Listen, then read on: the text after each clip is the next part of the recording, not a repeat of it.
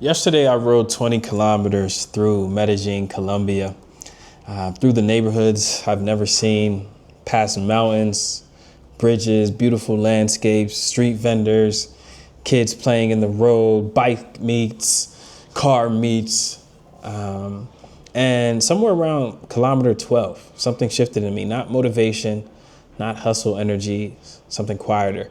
And I realized, like, this is the work too, right? You know, the work isn't always about the grind and the hustle, right? We've been taught that joy is something you earn after the grind. But what if that belief is exactly what's keeping you stuck?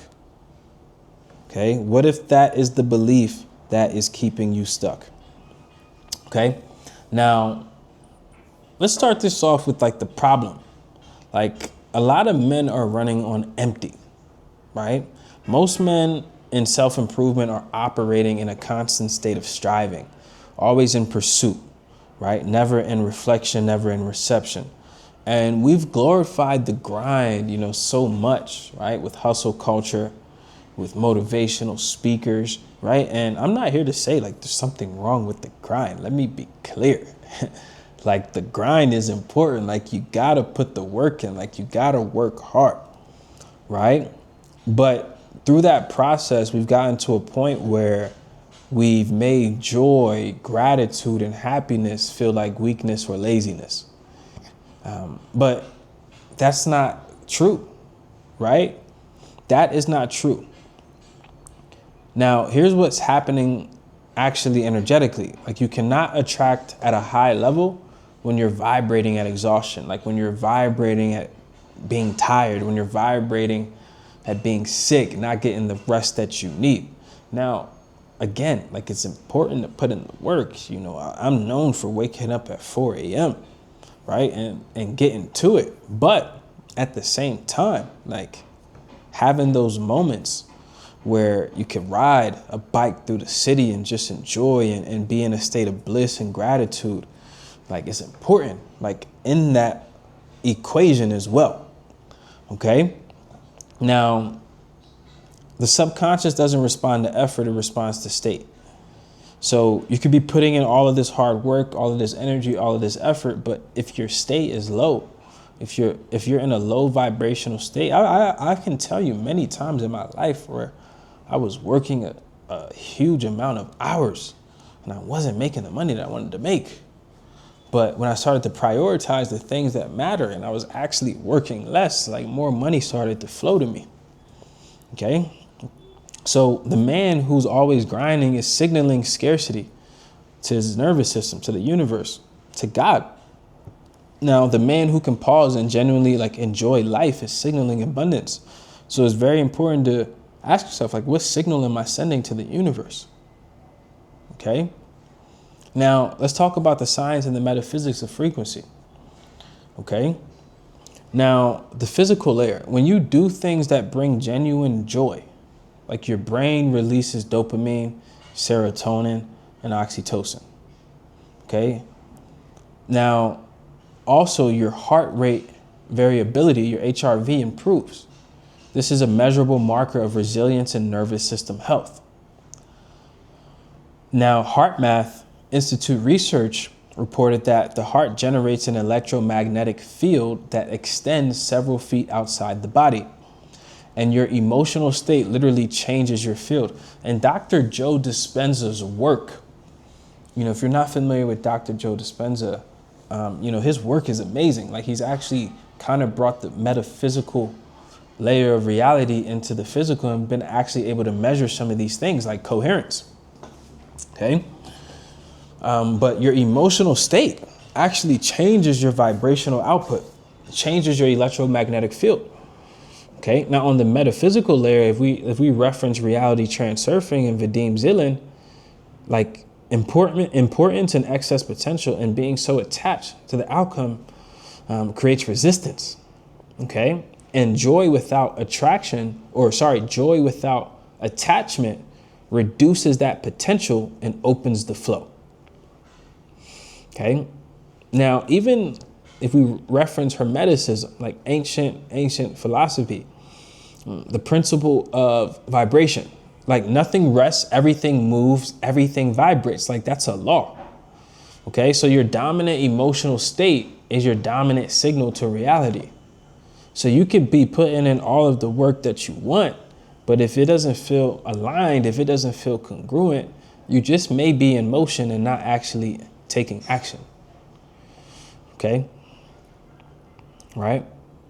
Man, so, I want to touch on this just about like the bike ride, man, because man, like for me, one of the things that I've been being more intentional about is like doing things that I enjoy, like getting outside and being in nature and,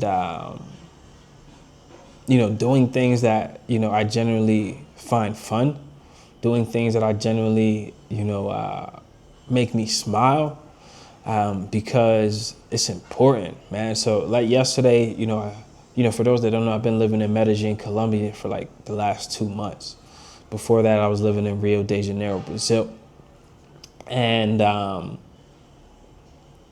like being international, like sometimes you don't have like people you can always do things with, right? Fortunately for me, like I always meet people, but even sometimes like you just like, you're a lone wolf at points, right? So sometimes it could be challenging to find things to do, but what I notice is like you gotta have those things, like even if it's just going to the park and just sitting down. So for me, like I was like, man, I'm doing something, right? I first tried to book an ATV ride, but it was too close to the start time.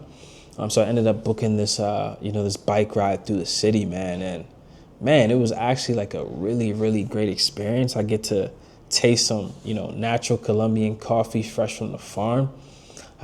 Was able to, ride through the different neighborhoods in the city. And for those that have never been in Medellin, Colombia, like the nature, the city is just so beautiful, the landscaping, I feel like they're like the home of green thumbs out here, like the way how beautiful the plants and the nature is taken care of out here. And that's just me. I appreciate that. Like I appreciate nature a lot. So, I love seeing stuff like that. But just being able to learn the history of different things, the different zones, zip codes, comunas, as they call them out here, experience like the upper class, experience like the lower class and everything. It was just like a great experience. And I challenge you all to like do things like that more often, right? And like that's the shift that happened for me. Like it wasn't forced, it wasn't manufactured. It was just like me choosing to do something that I enjoy, right? And this is the difference between joy as an event and joy as a state, okay? And like for me, like next week, like I plan to do something at least like once a week. Or next week, it's like I am gonna go do the ATV riding, right? Because it's just something that, again, like, me and my friend were talking about this the other day, and I was telling him like, gee, like, yeah, we gotta work, we gotta grind, we gotta put in the work. But at the same time, you have to do things that help you stay in alignment, help you stay congruent, right? So you don't get burnt out. So you don't start to hate the work that you're doing.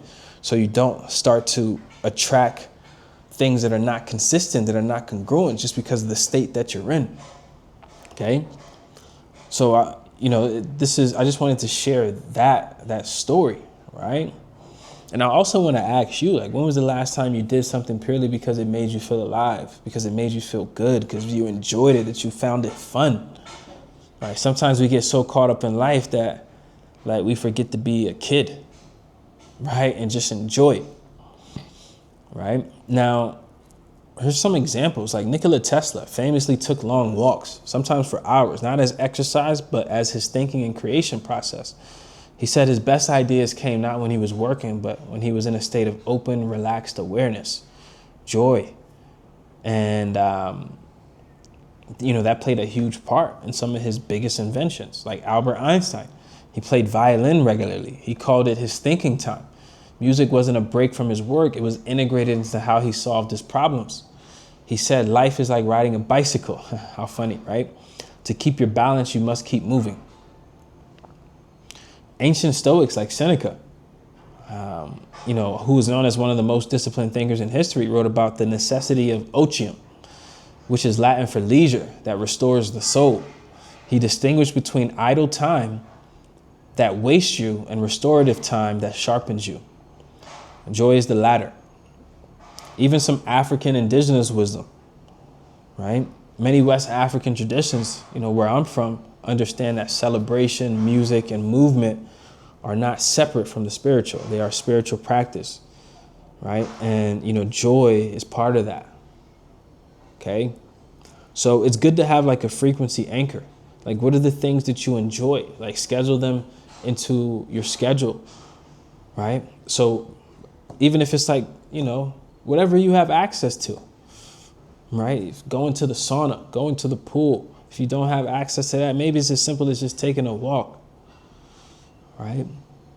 But maybe it's going to play basketball, like something that you used to do as a kid. Whatever it is, do it, because it's not separate from the work. It's part of the work. Peace, love, and abundance. MJ the Mastermind checking out. Make sure you like, comment, and subscribe, or don't. Peace.